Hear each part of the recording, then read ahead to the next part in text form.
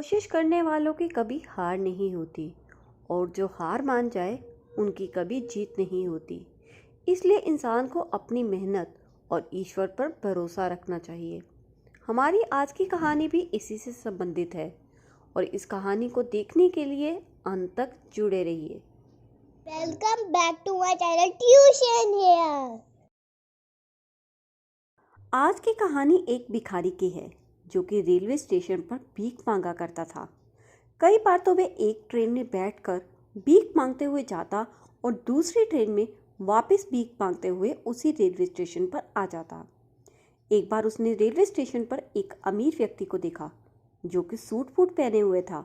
भिखारी को लगा कि शायद ये मुझे ज़्यादा पैसे देगा, तो क्यों ना मैं इसी से भीख मांगूं। तब वह उस व्यक्ति के पास भीख मांगने के लिए गया, लेकिन उस व्यक्ति ने उसे वहां से भगा दिया और जाते जाते कहा कि तुम कितने बेवकूफ़ आदमी हो। तुम मुझे ये बताओ कि तुम्हारे पास मुझे देने के लिए क्या है। जब तुम किसी को कुछ दे नहीं सकते तो मांगना भी छोड़ दो, क्योंकि वे आदमी एक अच्छा बिजनेसमैन था और बिजनेस का यही नियम है, एक हाथ लो दूसरे हाथ दो। तभी भिखारी के दिमाग में भी ये विचार आया और घर जाकर वह सोचने लगा कि मैं किसी को क्या दे सकता हूँ, क्योंकि अगर मेरे खुद के पास कुछ होता तो मैं भीख ही क्यों मांगता। फिर उसके दिमाग में एक विचार आया कि क्यों ना आगे से जो लोग मुझे भीख दें मैं उन्हें आगे से एक फूल दूं। उसने ऐसा ही किया। जो उसे भीख देता वे बदले में उन्हें फूल देता। लोग भी कहने लगे कि पहली बार इतना अच्छा भिखारी देखा है जो भीख भी मांगता है और बदले में लोगों को फूल भी देता है। अब दूसरी बार वही व्यक्ति उसे दोबारा रेलवे स्टेशन पर मिला। अब इस बार उस व्यक्ति को उसने खुद फूल दिया और उस फूल के बदले उस व्यक्ति ने उसे कुछ रुपए भी दिए।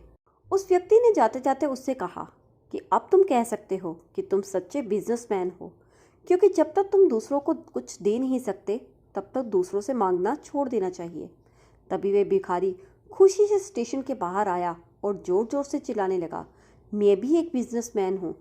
उसकी हालत देख सब लोग उस पर हंसने लगे। 6 महीने तक तो वे भिखारी वहां दिखाई ना दिया।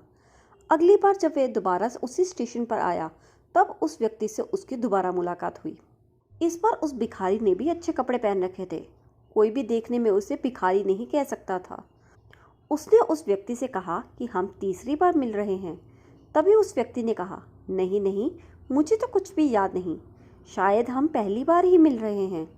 तभी उस भिखारी ने उसे याद करवाया, पहली बार हम तब मिले थे जब मैं भीख मांगता था, और दूसरी बार जब मैंने आपको फूल दिया था और आपने बदले में मुझे कुछ पैसे दिए थे, और तीसरी बार आज मैंने आपकी सीख और आपके दिए हुए पैसों से एक फूलों का बिजनेस शुरू किया जो कि आज बहुत अच्छा चल रहा है। तभी उस व्यक्ति ने उसे नए काम की शुभकामनाएं दी और वहाँ से चला गया। देखा आप सबने, अगर कोई इंसान अपने आप को बदलना चाहता है तो उसे सिर्फ एक ही चीज़ की ज़रूरत है, वे है अच्छे विचार की। और इस बात को याद भी रखना चाहिए कि अगर हम किसी को कुछ दे नहीं सकते तो उनसे लेने की उम्मीद भी नहीं रखनी चाहिए। यही जीवन का असूल है। अगर आपको ये मेरी कहानी अच्छी लगी हो तो इसे ज़्यादा से ज़्यादा लोगों तक शेयर कीजिए, और अगर आपने मेरे चैनल को अभी तक सब्सक्राइब नहीं किया है तो कर लीजिए ताकि मेरी वीडियोस की नोटिफिकेशन आप तक आती रहे।